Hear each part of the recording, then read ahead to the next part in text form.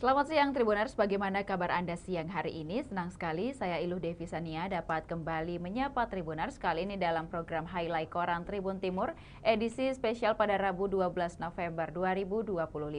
Beragam berita menarik tersaji untuk Anda dalam koran edisi hari ini dan beberapa halaman diantaranya akan kami highlight dalam tayangan berikut ini. Tribuners, kita awali dengan halaman utama Koran Tribun Timur dengan headline berita yakni 6 daerah Sulsel 0 kuota haji pada 2026. Calon jamaah kecewa, masa tunggu berkurang. Kemudian 209 calon jamaah haji Luwu terancam batal berangkat, kuota Maros bertambah. Kebijakan baru Kementerian Haji dan Umroh dalam penetapan kuota haji 2026 berdampak besar di Sulawesi Selatan. Kebijakan tersebut amanat Undang-Undang Nomor 14 Tahun 2025 yang mengubah kalkulasi kuota dari basis demografis menjadi basis antrean faktual.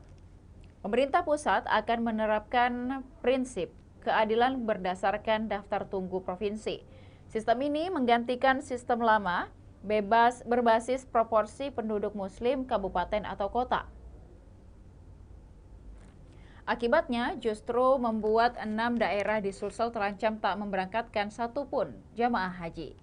Ratusan calon jamaah haji seperti di Kabupaten Luwu yang telah melakukan persiapan pramanasik dan juga administrasi kini menghadapi kenyataan pahit tertundanya keberangkatan mereka. Sebab Sulsel mendapat alokasi untuk keberangkatan jamaah haji dengan total 9.670 kuota untuk muslim haji 2026. Untuk musim haji 2026. Berdasarkan perhitungan yang baru berbasis dengan daftar tunggu provinsi, kuota tersebut ternyata hanya mencakupi untuk jamaah yang mendaftar hingga batas waktu 24 Oktober 2011. Sehingga kabupaten atau kota yang antreannya belum mencapai tanggal tersebut, termasuk dengan Kabupaten Luwu, kemudian Palopo, Tanah Toraja, Toraja Utara, Kepulauan Selayar, dan juga Enrekang, tidak mendapat alokasi jamaah reguler di tahun depan. Kepala Seksi Haji dan Umroh Kementerian Agama Luwu, Armin, membenarkan situasi pelik yang dihadapi daerahnya. Padahal Kemenak Luwu tengah bersiap merilis keberangkatan untuk pendaftar jamaah calon haji awal Januari 2014.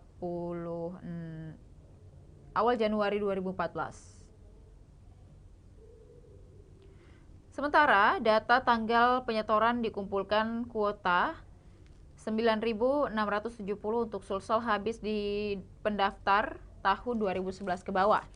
Sehingga Luwu tidak dapat, ujar Armin. Di Luwu sebanyak 209 dari total 259 kuota yang seharusnya berangkat tahun depan kini terancam batal. Padahal mereka ini sudah siap, artinya sudah pramanasik, kemudian juga administrasi sudah beres, sebagian bahkan sudah ada paspornya di sini. Armin menyebut telah mengonfirmasikan perubahan aturan ini di grup WhatsApp jamaah. Tentu ada plus minusnya, kasihan. Apalagi mereka sudah siap, ucapnya. Pihaknya kini masih berupaya melobi kantor wilayah Kemenak Sulsel agar setidaknya 10 jamaah kategori lunas tunda dari tahun 2012 dapat diprioritaskan berangkat. Tapi masih menunggu rilis resmi dari pusat sebelum menyampaikan pengumuman final ke jamaah. Kemudian ketimpangan lama selama bertahun-tahun sistem kuota berbasis proporsi penduduk muslim menciptakan ketimpangan masa tunggu yang ekstrim antar daerah. Armin menjelaskan, kebijakan Menteri Agama yang baru bertujuan mengurai masalah tersebut. Selama ini daerah dengan penduduk muslim banyak, namun pendaftar hajinya sedikit, tetap mendapat jatah besar. Kemudian 8 kabupaten dapat tambahan. 8 kabupaten di Sulsel mendapat tambahan kuota haji 2026. Hal itu diungkapkan Kepala Bidang Penyelenggara Haji dan Umrah Kanwil Kemenak Sulsel Iqbal Ismail saat dihubungi Tribun pada Senin 11 November 2025. Ia mengatakan daerah yang berpotensi mendapat tambahan kuota haji yakni ada Bone, kemudian Wajo, Goa, Sopeng, Sidrap, Pindrang, Maros, dan juga Bantaeng. Masih estimasi, belum ada keputusan dari pusat.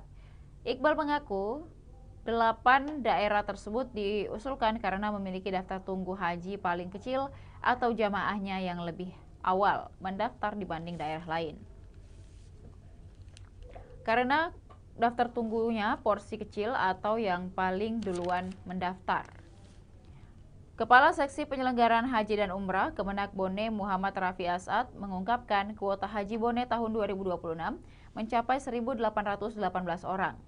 Naik tajam dibanding tahun 2025 yang hanya 709 orang.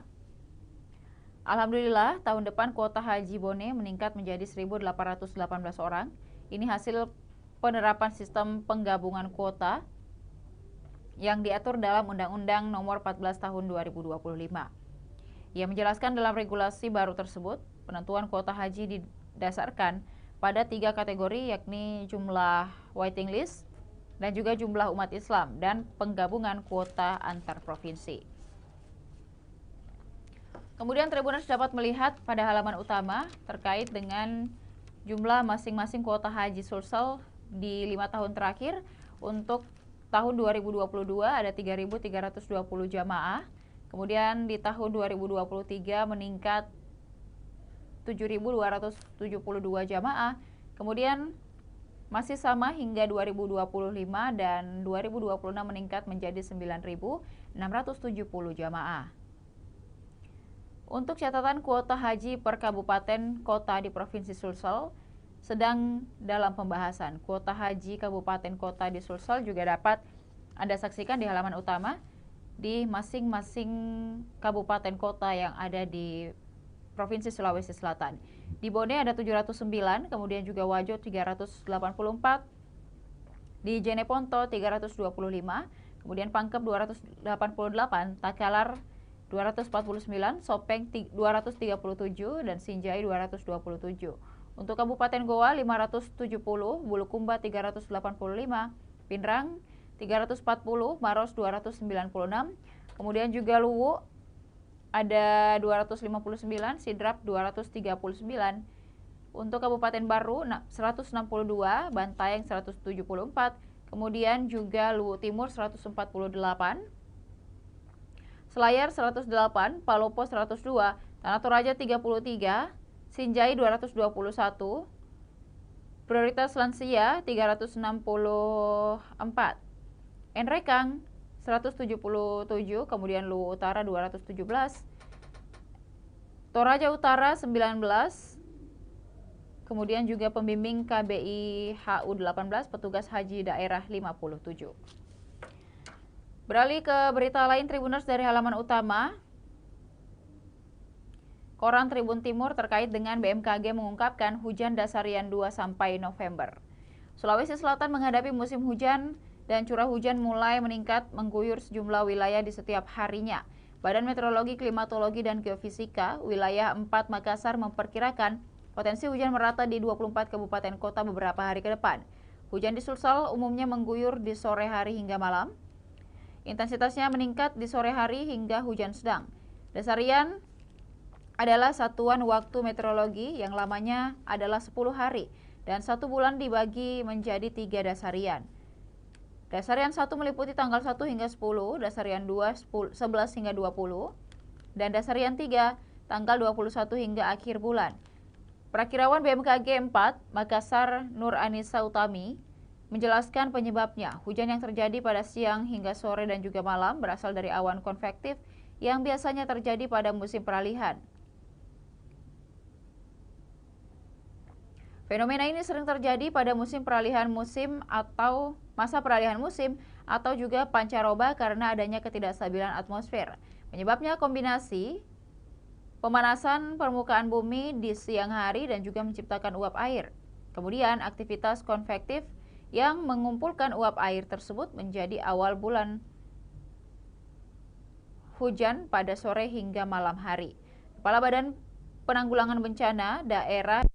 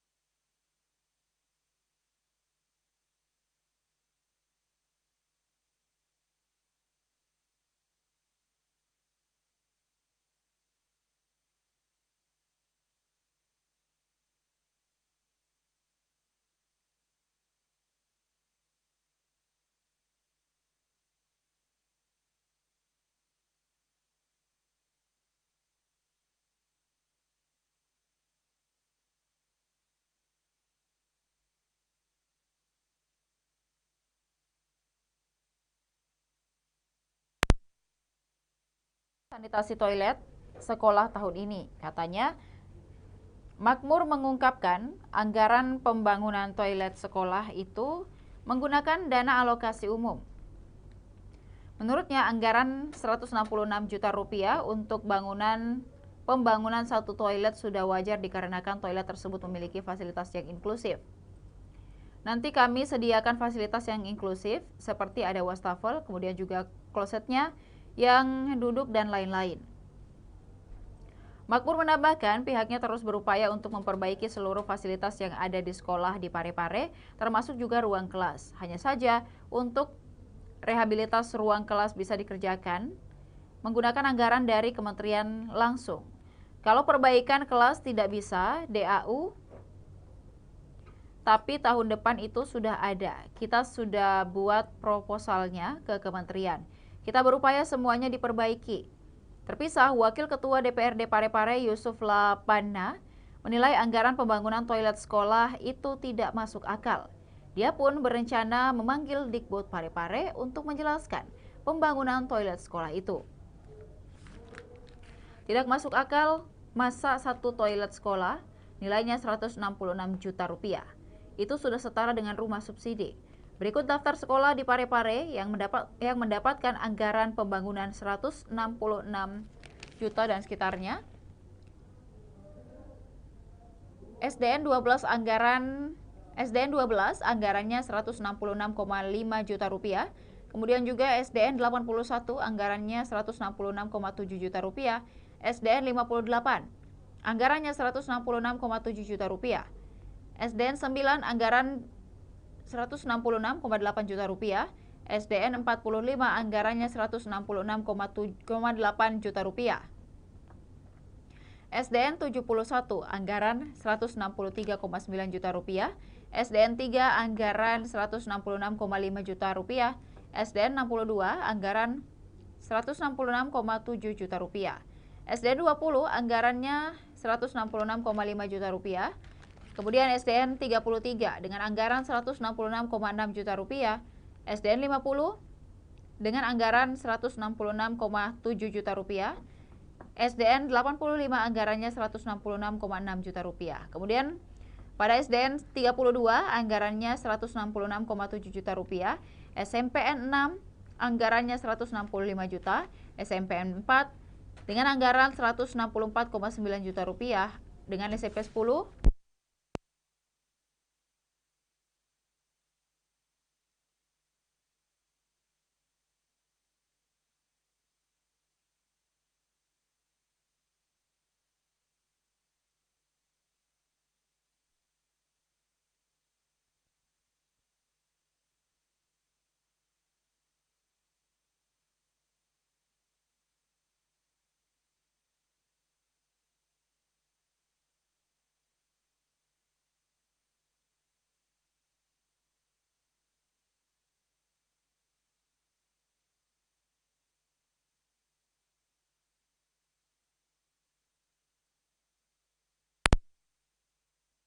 paripurna dipimpin oleh Wakil Ketua DPRD Takalar, Fadil Ahmad, dan juga dihadiri oleh sebagian besar anggota Dewan.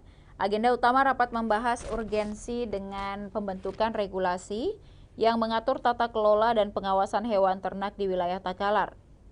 Ketua Badan Pembentukan Peraturan Daerah DPRD Takalar, Ahmad Sabang, menjelaskan bahwa usulan perda ini muncul karena semakin mendesaknya kebutuhan aturan yang bisa menjadi payung hukum dalam penertiban hewan ternak. Menurut Ahmad, keberadaan perda ini sangat penting untuk mengatur seluruh aspek terkait peternakan, mulai dari sistem pemeliharaan, kemudian juga pengawasan hingga mekanisme penertiban hewan yang diternak dan kerap menimbulkan masalah di masyarakat. Ia menuturkan, Perda penertiban hewan ternak diharapkan nanti mampu melindungi masyarakat dari berbagai dampak negatif seperti dengan potensi konflik antara petani dan peternak, kemudian juga gangguan terhadap ketertiban umum. Selain itu, Ahmad menambahkan regulasi ini juga bertujuan mencegah penyebaran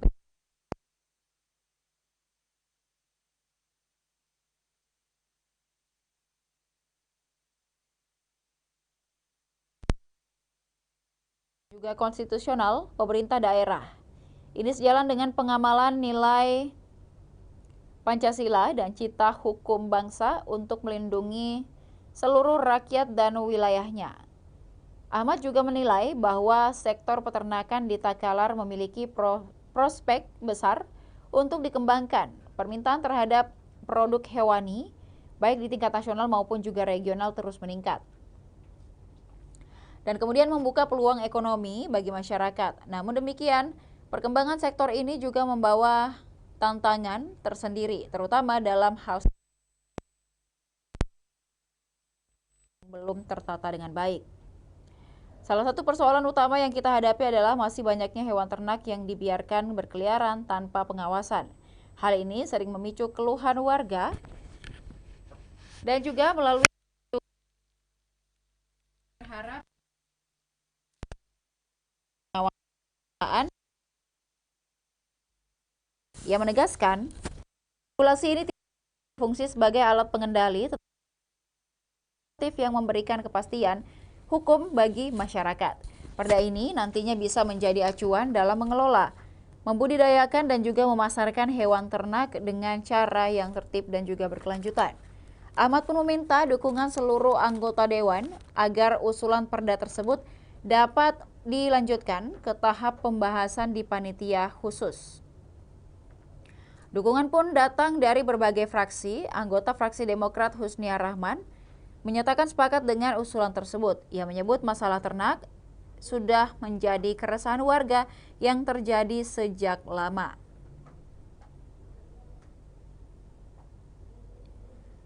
Kemudian, tentu kita mendukung penuh agar ini dibahas lebih lanjut. Kehadiran Perda akan memberi kepastian dan juga ketertiban bagi masyarakat.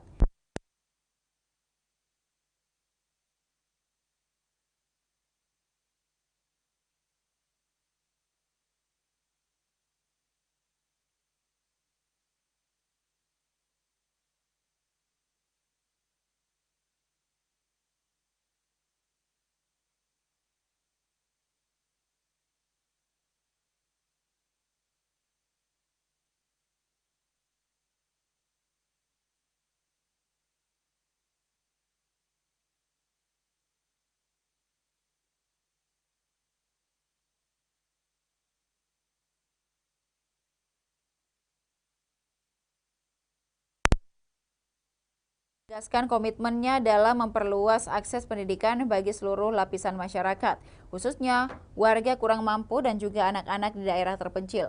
Komitmen tersebut disampaikan Wakil Bupati Bone Andi Akmal Pasludin dalam rapat koordinasi persiapan konstruksi Sekolah Rakyat tahun 2025 serta pembahasan usulan program untuk tahun 2026.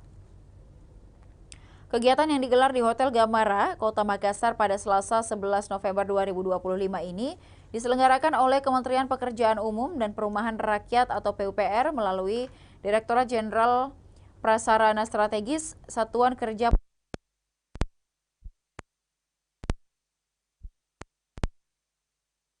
dan Persepsi dan memastikan kesiapan teknis daerah dalam pelaksanaan program nasional di sektor pendidikan sosial.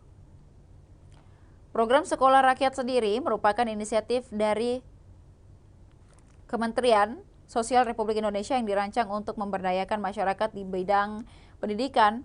Program ini menyasar anak-anak serta warga yang belum terjangkau oleh sistem pendidikan formal, sekaligus menjadi jembatan bagi peningkatan kualitas sumber daya manusia di wilayah tertinggal, terpencil, atau juga rentan. Dalam sambutannya, Wakil Bupati Bone Andi Akmal sinergi antar instansi agar pelaksanaan sekolah rakyat berjalan efektif dan tepat sasaran. Ia menyebut keberhasilan program ini tidak hanya bergantung pada kebijakan pusat, tetapi juga pada kolaborasi aktif di tingkat daerah. Kita ingin program ini benar-benar menyentuh masyarakat yang membutuhkan. Sinergi ini sangat diperlukan agar sekolah rakyat dapat berjalan dengan baik dan memberikan manfaat nyata. Ia menambahkan pendidikan adalah hak dasar setiap warga negara. Karena itu, Pemkab Bone bertekad memastikan tidak ada lagi anak-anak yang tertinggal dalam akses pendidikan akibat kendala ekonomi maupun jarak. agar tidak ada lagi anak-anak Bone yang putus sekolah hanya karena keterbatasan ekonomi atau juga lokasi rakyat harus menjadi rumah belajar dan juga sumber harapan baru. Wakil Bupati juga mengapresiasi langkah Bupati Bone yang sebelumnya telah meresmikan sekolah rakyat pertama di Kabupaten Bone sebagai tonggak awal gerakan pendidikan inklusif di daerah.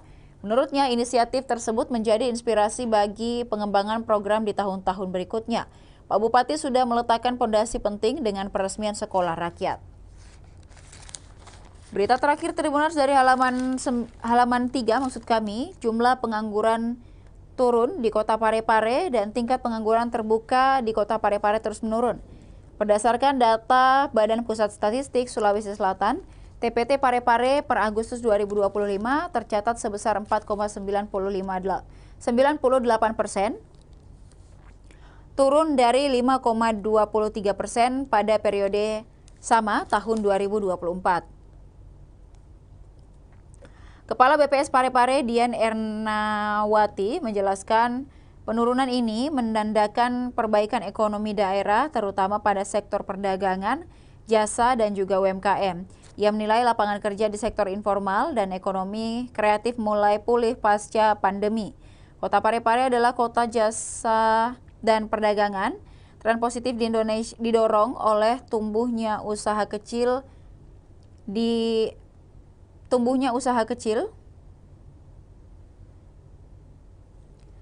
dan Kepala BPS Parepare juga menilai lapangan kerja di sektor informal dan ekonomi kreatif mulai pulih pasca pandemi.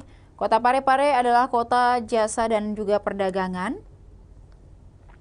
Tren positif ini didorong oleh tumbuhnya usaha kecil di investasi sektor perikanan, kemudian juga transportasi serta industri kreatif. Meski begitu, Dian menekankan pentingnya peningkatan kualitas sumber daya manusia agar penurunan TPT berkelanjutan. Masih ada tantangan kesenjangan keterampilan tenaga kerja dengan kebutuhan industri. Sekretaris Daerah Parepare, Amarun Agung Hamka, menyebut capaian tersebut sebagai hasil nyata dari sinergi kebijakan ekonomi lokal yang digagas Wali Kota Parepare. Ia menyoroti keberhasilan program pelatihan kerja, dukungan modal UMKM, dan pengembangan kawasan ekonomi baru. Salah satu kebijakan strategis yang dinilai efektif adalah program Parepare Kota Event, yang menghadirkan kegiatan rutin berskala lokal hingga nasional dan melibatkan ribuan pelaku UMKM. Setiap event besar memberi efek berganda. UMKM tumbuh, tenaga kerja terserap, dan juga ekonomi daerah bergerak, jelasnya. Kemudian, Hamka menambahkan, pemerintah terus memperkuat kolaborasi dengan dunia usaha dan pendidikan vokasi untuk menciptakan generasi muda siap kerja dan berwirausaha. Target kami 2026, tingkat pengangguran turun di bawah 4,5%. Berdasarkan data BPS, angka pengangguran Parepare kini lebih rendah dibanding rata-rata Provinsi Sulsel, 4,21%, menjadikannya salah satu daerah dengan kinerja penyerapan tenaga kerja terbaik di kawasan utara Sulawesi Selatan. Kemudian Tribuners, kita beralih pada halaman 9, Koran Tribun Timur dengan headline berita, insentif imam masjid 250.000 per bulan. Pemkot juga siapkan JHT. Pemerintah Kota Makassar menunjukkan kepedulian terhadap kesejahteraan imam rawatib masjid. Hal ini diungkapkan Wali Kota Makassar Munafri Arifuddin saat beri sambutan silaturahmi pemerintah Kota Makassar bersama dengan imam rawatib sekota Makassar. Sekaligus pelatihan di Makassar Golden Hotel, Jalan Pasar Ikan, Kecamatan Ujung Pandang pada Selasa, 11 November 2025. Munafri mengatakan setiap imam terima insentif dengan kisaran Rp250.000.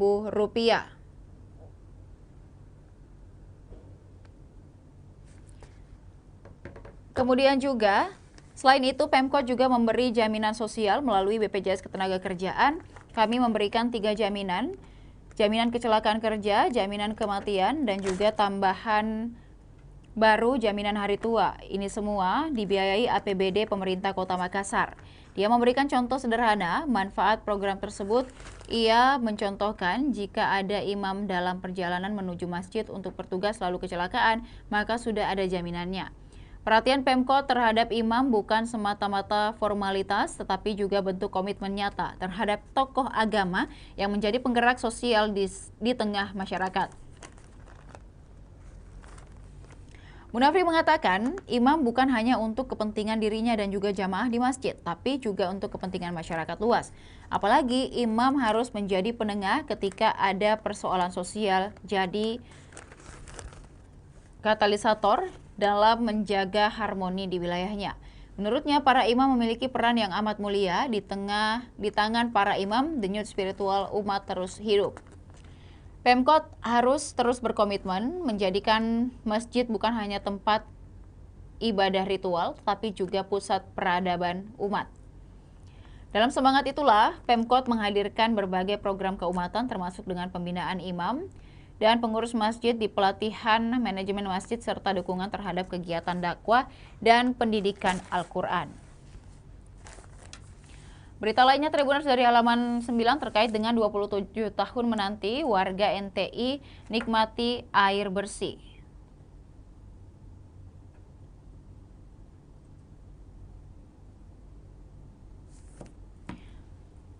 Wali Kota Makassar Munafri Arifudin bersama dengan Direksi PDAM Dinas PU meninjau rumah warga di Perumahan Nusa Tamalan Ria Indah, Kecamatan Tamalan Ria pada Selasa 11 November 2025. Setelah hampir 27 tahun sejak kawasan dibangun 1997, warga NTI akhirnya dapat menikmati air bersih dari PDAM secara lancar dan juga berkelanjutan.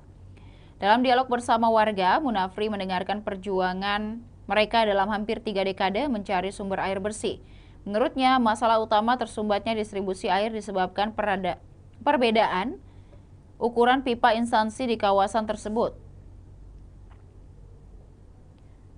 Setelah diidentifikasi, ternyata di sini sudah bisa mengalir walaupun masih harus dibantu dengan pompa. Kini PDAM telah mengganti sebagian pipa berukuran 2 inci menjadi 4 hingga 6 inci.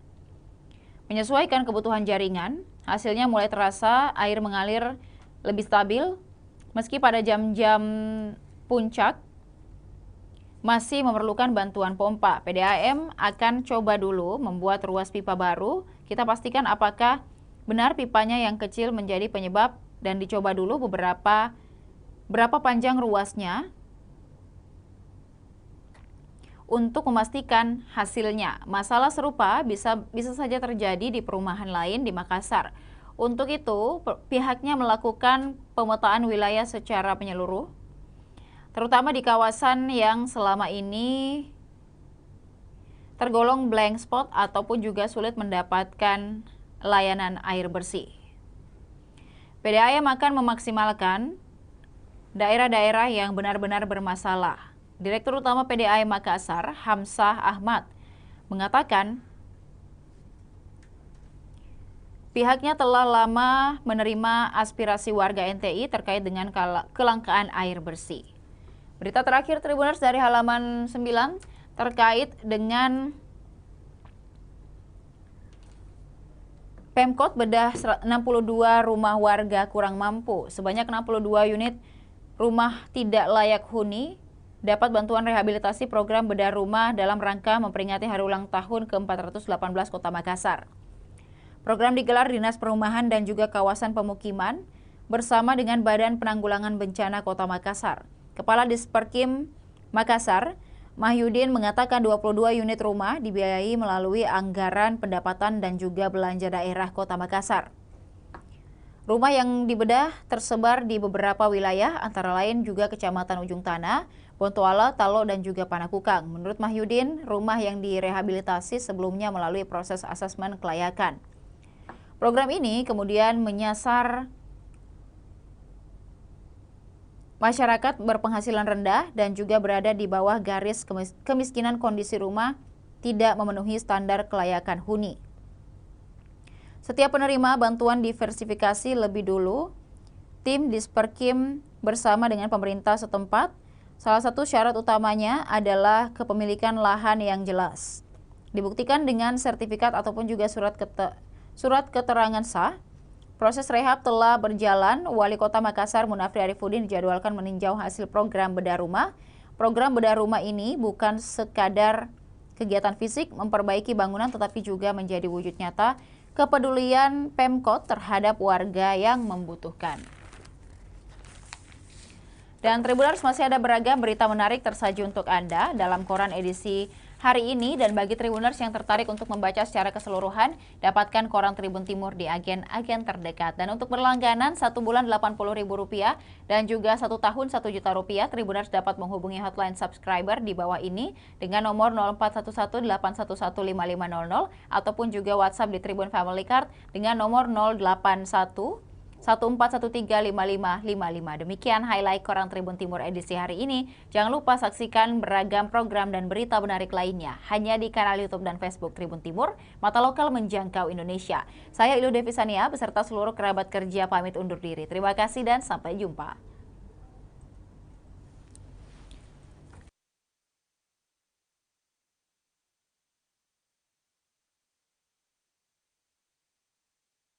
Dari tangan-tangan pegawai PLN WIP Sulawesi, mengalir semangat untuk menyalakan cahaya pengetahuan di benak generasi muda. Melalui program Employee Wellbeing, PLN menginisiasi gerakan PLNers berbagi buku sebagai bagian dari program relawan pegawai di dunia pendidikan. Lebih dari 200 buku disumbangkan ke Rumah Baca Filosofia untuk mendukung peningkatan minat baca dan literasi anak negeri. Melalui program Inspiring Serikandi Woman Support Woman, Serikandi PLN WIP Sulawesi menghadirkan dukungan nyata bagi pelaku usaha mikro di Makassar, Poklasar, Mandara Food, khususnya mereka yang berperan sebagai ibu sekaligus tulang punggung keluarga. Program ini menjadi wujud kepedulian PLN terhadap penguatan kapasitas UMK, sekaligus bagian dari komitmen sosial perusahaan dalam mendukung pemberdayaan perempuan.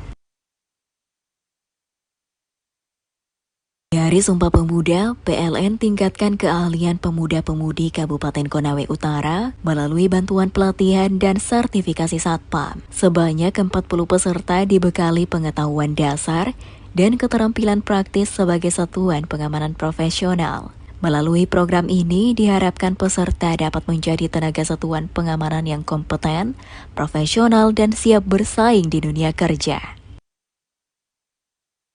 Berkat donasi yang disalurkan oleh pegawai PLN WIP Sulawesi, Ibu Risna, salah satu penerima manfaat program Light Up the Dream 2025, merasa sangat terbantu. Rumah yang ditempati satu keluarga dengan menumpang listrik ke tetangga telah menjadi masa lalu. Kini, ia dan 40 penerima manfaat lainnya berhak memiliki listrik sendiri dan dapat menjalani aktivitas sehari-hari dengan tenang dan nyaman. Download Tribun X sekarang, menghadirkan lokal menjadi Indonesia.